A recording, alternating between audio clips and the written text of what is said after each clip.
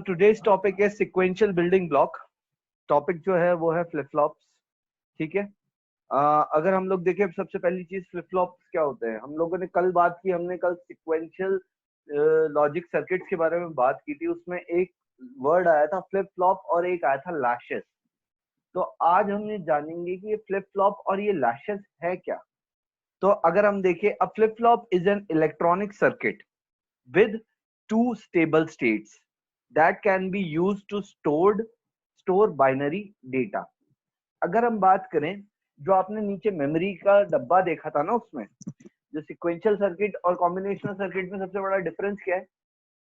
Input and output वाला same scenario है, लेकिन आपका जो आउटपुट है वो as an input for the next one के अंदर जुड़ के आता है। ठीक है। तो ये जो बीच में मेमोरी कार्ड है ना, जो बीच की मेमोरी है, उसमें डेटा स्टोर कैसे होता है। उसमें डेटा स्टोर होता है जिसके अंदर दो स्टेबल स्टेट्स के अंदर ये डेटा को स्टोर किया जाता है। ये बाइनरी डेटा फ्लिप फ्लॉप्स के द्वारा उसके अंदर स्टोर होता है। ठीक है। बाइनरी डेटा मतलब वन एंड जीरोस की हम यहाँ पे बात करें। Next, the stored data can be changed by applying varying inputs. जो स्टोर डेटा है ये हम जानते हैं कि भाई हर बार जो डेटा है वो आपका चेंज होगा। क्यों? क्योंकि जैसे ही आउटपुट आप इनपुट, अगर आपने इनपुट चेंज कर दिया तो उसका आउटपुट चेंज आएगा। जो आउटपुट चेंज आएगा तो मेमोरी के अंदर जो फीड होगी चीज, वो भी डिफरेंट फीड होगी और फिर बाद में वो वापस से सर्कल अप करके जाएगा। तो जो भी स्टोर डेटा है, अगर उसके अंदर चेंजेस चेंजेस चाहिए आपको, तो उसके लिए आपको इनपुट के अंदर ही डायरेक्टली चेंज देना पड़ेगा। ठीक है। अब next, flip flops and latches are fundamental building blocks of digital electronic system used in computers, communication and many other type of system. सबसे इंपॉर्टेंट चीज जो है वो यही है। फ्लिप फ्लॉप और लैशेस जो है वो कंप्यूटर के इलेक्ट्रॉनिक सिस्टम, जो डिजिटल इलेक्ट्रॉनिक सिस्टम जो पूरा पूरा कंप्यूटर है ना, वो इन्हीं के कॉम्बिनेशन से बना हुआ है। फ्लिप फ्लॉप एंड लैशेस के ही कॉम्बिनेशन से आपका पूरा पूरा कंप्यूटर बना हुआ है। क्योंकि अगर हम देखें तो हर एक पर्टिकुलर कमांड को फॉलो करने के लिए, लाइक इवन एक सिंगल जो माउस है उसके अंदर भी आपके फ्लिप फ्लॉप एंड लैशेस होते हैं, जो उसको अलाउ करते हैं एक तरीके से एक फिजिकल चीज को एक वर्चुअल चीज में कन्वर्ट करने के अंदर। इसी वजह से अगर हम लोग बात करें तो ये एक पूरा सर्किट होता है जिसके अंदर मेमोरी स्टोर्ड होती है। कि मतलब अगर मैंने मेरे माउस को राइट किया तो ये कर्सर इतना राइट जाएगा, अगर मैंने लेफ्ट किया तो ये कर्सर इतना लेफ्ट जाएगा। तो ये सब कुछ क्या है, ये है कि जो भी इनपुट आपके सिस्टम में जा रहा है वो ही इनपुट इसके अंदर वापस आ रहा है और इसकी मेमोरी ये जानती है। और आपके ये इसकी मेमोरी कनेक्टेड है आपके लैपटॉप की मेमोरी से या कंप्यूटर की मेमोरी से, जो बताएगी आपको कि बेसिकली आपका जो मूवमेंट ऑफ एनी डिवाइस है वो किस तरीके से वर्क करेगा। अपन लोग देखते हैं, flip flop and latches are used as data storage element in sequential logic. ये चीज मैं आपको पहले ही बता चुका क्योंकि ये चीज सबसे ऊपर कही गई है। तो अगर अपन लोग बात करें तो फ्लिप फ्लॉप्स है क्या। Flip flop basically electronic circuits है जिनके अंदर दो स्टेबल स्टेट्स होती है। ठीक है। जो कि बाइनरी डेटा को खुद के अंदर रखने के का काम करता है। ठीक है। इसके बाद दूसरी जो चीज है हमारी वो क्या है कि जो स्टोर डेटा है उसको अगर चेंज करना है तो आपको उसको चेंज करने के लिए आपको क्या करना पड़ेगा, आपको बेसिकली उसके इनपुट के अंदर चेंज करना पड़ेगा। इनपुट के अंदर क्यों चेंज करना पड़ेगा? क्योंकि जो इनपुट आता है वो उसी पे आपका आउटपुट डिपेंड करता है। जो आउटपुट होगा वो वापस से घूम के नए वाले इनपुट के अंदर इंडल्ज होगा। इसके अलावा फ्लिप फ्लॉप और लैशेस जो है ना, वो पूरा का पूरा कंप्यूटर इन्हीं और कोई भी इलेक्ट्रॉनिक सिस्टम इन्हीं दोनों को मिलू के बनाया जाता है। इसके अलावा flip flop and latches are used as storage element in sequential logic. जो मेमोरी लिखा हुआ था ना सिक्वेंशियल सर्किट के अंदर, उसका काम ये ही फ्लिप फ्लॉप्स एंड लैशेस करते हैं। ठीक है। अब ये तो हुआ हमारा फ्लिप फ्लॉप, ये है हमारा एक लैश। आपको दिख रहा है, ये है लैश। इसके अंदर आप देखोगे तो आपका एस एंड आर, ये एस आर लैश है, क्योंकि यहाँ पे एक एस है एक आर है, दो आउटपुट्स आपके पास है, एक क्यू है और एक क्यू बार है। आप अगर देखोगे तो यहाँ पे अगर आप एक चीज देखोगे तो आपको एक चीज देखने को मिलेगी, एस इकलौता इनपुट है, ठीक है। अब अगर एस के अंदर कोई इनपुट आएगा तो वो यहां से आएगा, और जैसे सपोज एस आपका 1 आया, आर आपका 0 आया, ठीक है। अगर हम लोग देखें,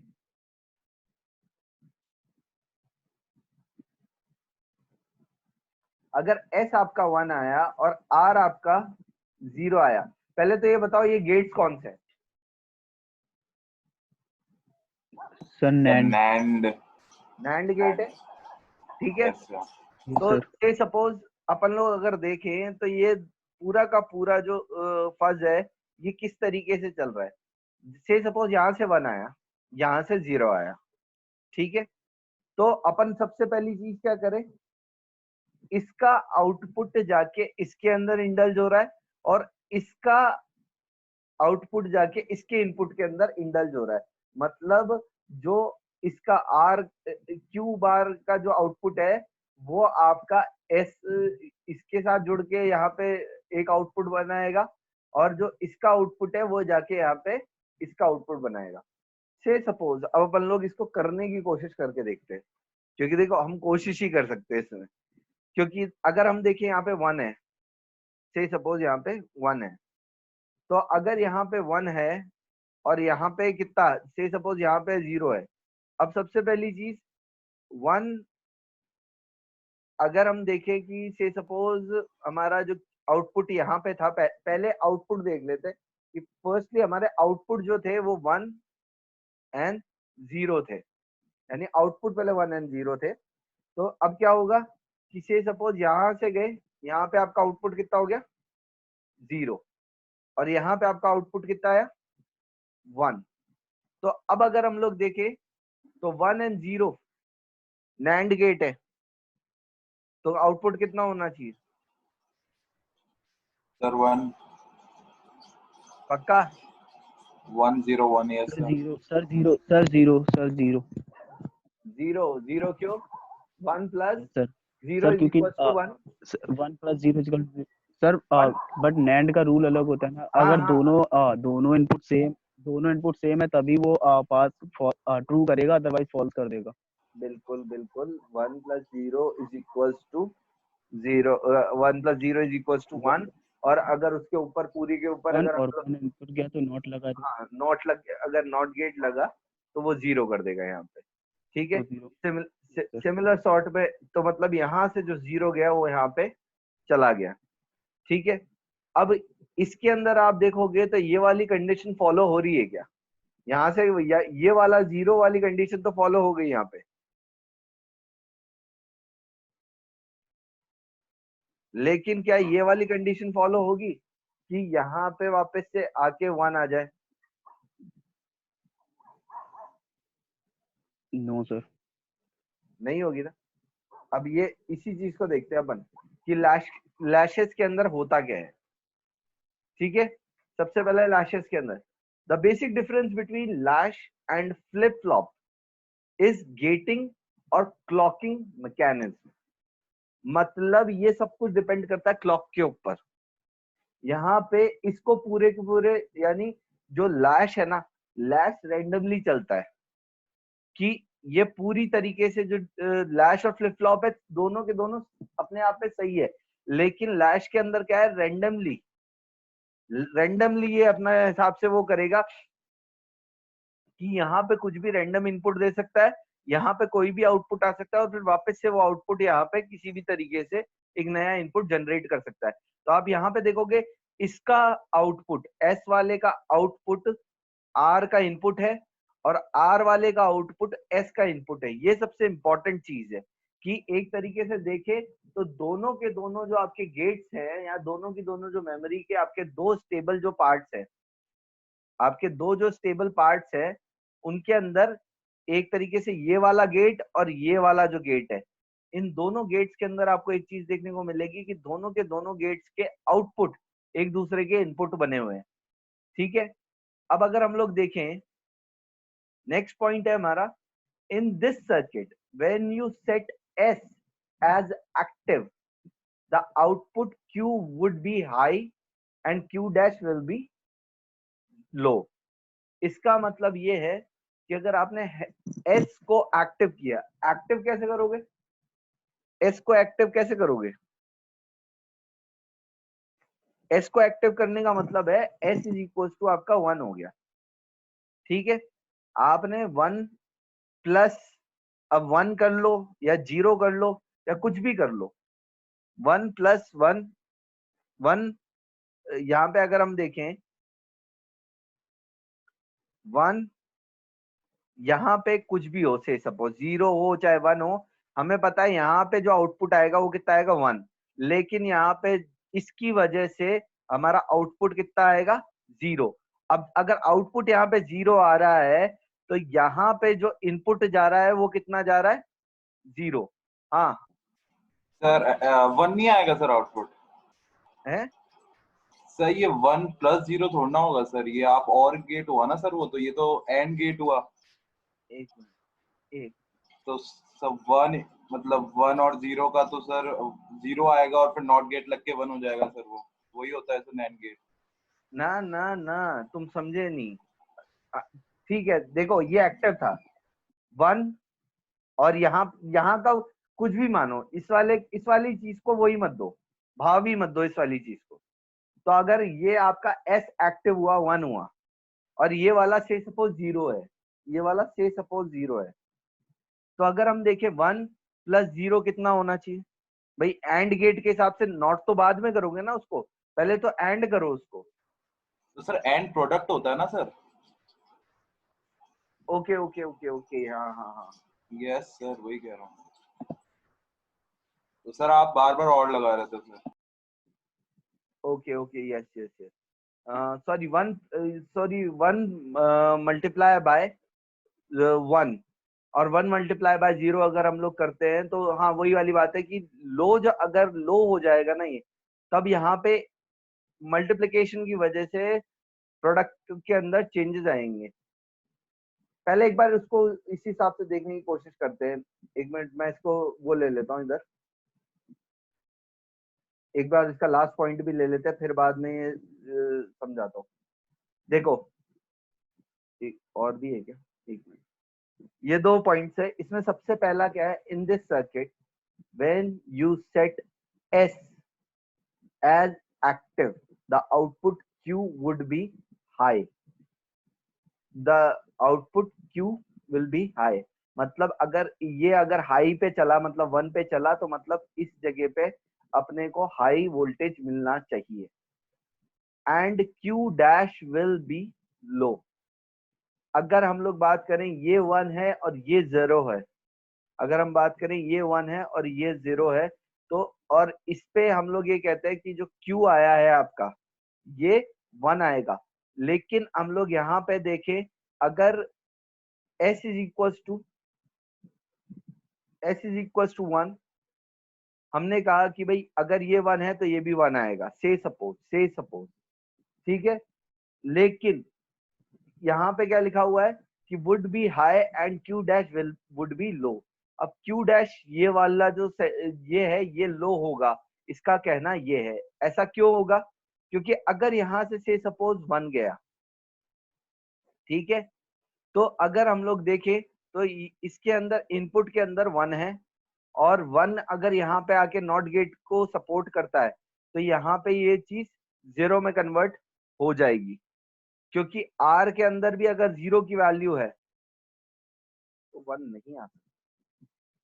चलो मैं इसको एक बार क्लियर करूंगा, इसका एक और डायग्राम के हिसाब से मैं क्लियर करूंगा। तुम इतना समझो कि अगर ये हाई है, अगर ये वाला हाई है तो ये वाला लो होगा, नीचे वाला लो होगा, ठीक है। And this is an active low circuit, और ये जो है ये एक्टिव लो सर्किट को बता रहा है। तो active here means low, but for an active high circuit, active would mean high। ये चीज आपको अभी आगे मैं जब बुलियन अलजेब्रा से समझाऊंगा तब थोड़ा ज्यादा समझ में आएगी। सर सर हाँ बोलो। दोनों के आउटपुट सही आ रहे हैं, ऊपर वाले का 1 आएगा और नीचे वाले का 0 आएगा, अगर अपन डायग्राम के अकॉर्डिंग देखें तो। सपोज ऊपर जो एस डैश है में अपन ने 1 इनपुट दिया और हाँ नीचे वाले का 0 है, तो एंड गेट के अकॉर्डिंग 1 0 मतलब आउटपुट में इसका अभी अभी एंड देखते हैं, नॉट को हटा देते हैं। एंड के अकॉर्डिंग आउटपुट अपना गया 0, क्योंकि एंड का मतलब होता है अगर दोनों ट्रू हैं तभी ट्रू जाएगा, नहीं तो फॉल्स जाएगा। हाँ तो दोनों एंड ट्रू है। गेट से आउटपुट जो गया वो गया अपना 1, हाँ सॉरी 0 गया। एस एस में 1 था और जो नीचे से आउटपुट आ रहा था ये 0 आ रहा था, तो किसमें से अपना आउटपुट अभी ये आया यहाँ क्यू पे डैश 0। अब क्यू 0 का डैश। नॉट करते हैं तो 1। यस सर, ये हाँ क्यू डेक्स 0 गया। अच्छा अच्छा हाँ हाँ क्यू हाँ डेक्स हाँ अगर हाँ हाँ। जीरो आता है तो अपने पास आउटपुट आता है यहाँ पे 1 और 1। 0 की अब वजह से नॉट यहाँ पे 0। लगेगा तो सर 0 यहाँ पे आउटपुट होगा 1, और आउटपुट 1 हो जाएगा यहाँ पे। ठीक है देन तो फिर वही 1 यहाँ पे आएगा और 1 एंड 0 वो 1 जाएगा और उसका मतलब आउटपुट 0 हो हाँ जाएगा यहाँ पे। मतलब एक्सचेंजिंग हो रही है उनकी, क्योंकि है ना अगर मैं किसी एक यस का सर। भी इनपुट किसी का एक का भी इनपुट चेंज करता हूँ तो दूसरे वाले के अंदर उसका आउटपुट चेंज होता है। आउटपुट चेंज हो जाता है। Yes sir. बिल्कुल बिल्कुल ठीक है हाँ बिल्कुल। अगर हम देखें इसके अंदर वापस से एक बार देखने की कोशिश करते हैं वही वाली एंड गेट और नॉट गेट के हिसाब से कि हमें एक का इनपुट और एक के आउटपुट के बारे में पहले से समझना पड़ेगा। हमने कहा एस एक्टिव है तो 1 इसको रखा गया, और अगर हम लोग क्यू को लेके चल रहे हैं तो क्यू के लिए भी इसने कहा ये एक्टिव रहेगा, लेकिन इसका मतलब है सिर्फ एस एक्टिव हुआ है तो आर जो है आपका नॉन एक्टिव के रूप में वर्क करेगा। अगर हम लोग बात करें तो यहाँ पे आपका 1 था, यहाँ पे आपका 0 था, 1 multiply by 0 is equal to 0 and 0 वापस से मल्टीप्लाई होके यहाँ पे आपको जो वैल्यू देगा ये 1 देगा। 1 एंड 1 इज इक्वल टू 1। और इसके अंदर जो ये चीज कही गई है ये सबसे इंपॉर्टेंट है यहाँ पे, क्योंकि आप ये वाली लाइन पढ़िए, this is an active low circuit. So active means low, but for an active high circuit, active would mean high। मतलब किस जगह पे लो जा रहा है और किस जगह पे हाई जा रहा है ये सबसे इंपॉर्टेंट रहेगा। इसकी अपन एक बार बूलियन अलजेब्रा के हिसाब से कुछ चीजें देख लेते हैं। सेकंड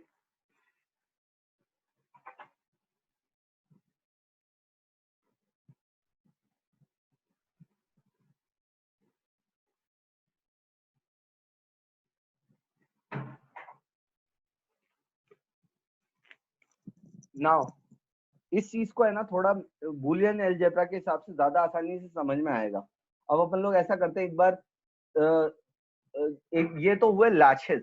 लैशेस के अलावा अपन लोग एक बार पहले उसको देख लेते हैं हमारे फ्लिप फ्लॉप्स को, तो उससे ज्यादा आसानी से क्या है ये लैशेस पकड़ में आ जाएंगे, क्योंकि दोनों में सिर्फ एक छोटा सा डिफरेंस है और वो ही डिफरेंस अपन को देखना है। अब यहाँ पे देखो, यहाँ पे आपको ऑलमोस्ट सेम फ्लिप फ्लॉप जैसी ही एक सिनेरियो दिख रही होगी। ये देखो आगे का सर्किट पूरा का पूरा जैसा फ्लिप फ्लॉप होता है ना एसआर फ्लिप फ्लॉप वैसा का वैसा है, लेकिन एक जो चीज आपको यहाँ पे देखने को मिलेगी वो एक चीज दिखने को मिलेगी यहाँ पे एक्स्ट्रा कि एक मिनट यहां से देखो, ये वाला जितना आपको पोर्शन दिख रहा होगा ना, ये वाला जितना पोर्शन दिख रहा है ये वाला सर्किट का वो तो सेम है, उसमें तो कोई चेंजेस है ही नहीं, ठीक है। लेकिन जो चेंज्ड पोर्शन है वो कौन सा है, ये वाला। ये वाला सर्किट का जो पोर्शन है वो चेंज है S clock that is C L K और आर, ठीक है। अब अपन लोग इस चीज को समझने की कोशिश करते हैं कि इस वाले सर्किट के अंदर ऐसा क्या है कि इसको फ्लिप फ्लॉप कहा जाता है और पहले वाले को सिर्फ एसआर कहा जाता था। पहले ये एस यहाँ पे था और ये आर यहाँ पे था, सीएल क्लॉक नाम की कोई चीज थी ही नहीं। अपन लोग देखते हैं अब क्लॉक का काम क्या है। A flip-flop, on the other hand, is a synchronous and is also known as gated or clocked SR latch। मतलब पहले वाले के अंदर कोई सिंक्रोनाइजेशन नहीं था, वो अब्रप्टली कभी भी को, यानी अगर पहले वाले में किसी का भी आउटपुट आया, कोई भी मतलब जो भी आउटपुट पहले आएगा वो इनपुट के रूप में दूसरे वाले के अंदर अटैच हो जाएगा, उसके अंदर किसी भी तरीके की टाइमिंग काम नहीं कर रही थी, उसके अंदर किसी भी टाइमिंग का गेट नहीं बना हुआ था। इस वजह से ये जो था ये एक रैंडम सर्किट था रादर देन अ सिंक्रोनाइज सर्किट के होने के बदले। वहीं पे अब यहाँ पे आप ये सर्किट देखिए, in this circuit the output is changed, the store data is changed only when you give an active clock signal. पहले वाले के अंदर क्या था, कोई भी एक अगर एक्टिव हो गया तो वो पूरा का पूरा जो सर्किट था वो अपने रैंडमली चलना शुरू कर देता था। लेकिन यहाँ पे आपकी ये जो पूरी सर्किट है वो किसके ऊपर डिपेंड कर रही है, इस क्लॉक के ऊपर। पूरी की पूरी सर्किट आपके क्लॉक के ऊपर डिपेंड कर रही है कि भाई कौन सी चीज एक्टिव होगी और कौन सी चीज एक्टिव नहीं होगी। तो असलियत में हम देखें तो यहाँ पे इनपुट अब जो जा रहा है वो क्या जा रहा है, इनपुट आपका जो पहले एस और आर डायरेक्टली इसके अंदर जा रहे थे without any kind of a consideration, अब उनको भी है ना एक और गेट से पास थ्रू करना पड़ता है। तो अगर आप यहाँ देखोगे only when you give an active clock signal, मतलब अनटिल अनलेस आपका क्लॉक जो है वो एक्टिव नहीं होगा तब तक एक गेट्स के अंदर पूरा इनपुट नहीं जाएगा। अब अदरवाइज इफ द एस और R is active the data will not change. कितने लोगों को समझ में आया ये क्या बोला गया, क्योंकि मुझे लगता है बहुतों को नहीं आया होगा। अब इसके अंदर वापस अपन धीमे धीमे इसको चीजों को समझने की कोशिश करते हैं। देखो एस और आर आपके पास दो चीजें हैं, इसके अंदर ये कहना चाह रहे हैं कि भाई आपके एस में अगर 1 है और आर में भी 1 है, लेकिन गेट के लिए आपको कितने इनपुट चाहिए, यहाँ पे 2 इनपुट। ठीक है, अगर आपका एस एक्टिव हो जाए या आपका आर एक्टिव हो जाए इसका मतलब ये नहीं है कि ये वाला जो सर्किट है ना, ये वाला सर्किट ये पहले की तरह एक्टिव हो जाएगा, क्योंकि ये वाला सर्किट तो एक तरीके से जब तक इसके अंदर पहला इनपुट नहीं आएगा तब तक ये सर्किट एक्टिव नहीं हो सकते, क्योंकि जो आउटपुट है वो तो इसके इनपुट के रूप में काम कर सकता है, लेकिन इधर ऐसा कुछ भी नहीं है। तो इधर इनिशियल जो इनपुट है वो तो होना ही पड़ेगा। अगर यहाँ पे 1 भी है, यहाँ पे 1 भी है और यहाँ पे कोई इनपुट के रूप में कुछ भी नहीं है, मतलब ये जो क्लॉक है ना, ये जो सीएल के जो क्लॉक है, अगर इसकी तरफ से कोई इनपुट नहीं है या ये अटैच नहीं है या ये टाइमिंग कुछ वो नहीं दे रहा, या तो 1 वैल्यू दे या 0 वैल्यू दे, एक होता है ना हाई या लो वैल्यू दे, तब जाके सर्किट एक्टिव होगा।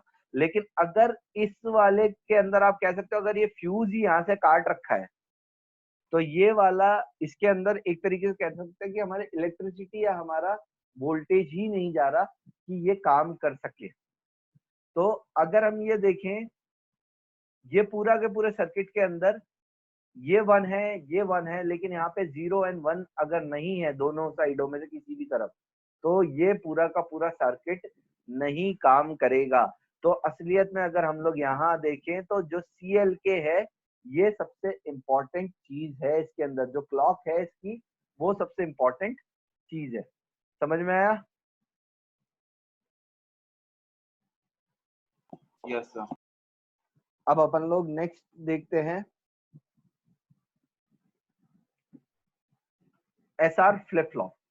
ये अभी जो अपन ने देखा ना, जो ऊपर वाला सर्किट देखा था सेम सर्किट है। अब इस सर्किट को समझते हैं, ढंग से समझते हैं इस सर्किट में चल क्या रहा है। ये आपका सर्किट है, दिख रहा है, सेम सर्किट है।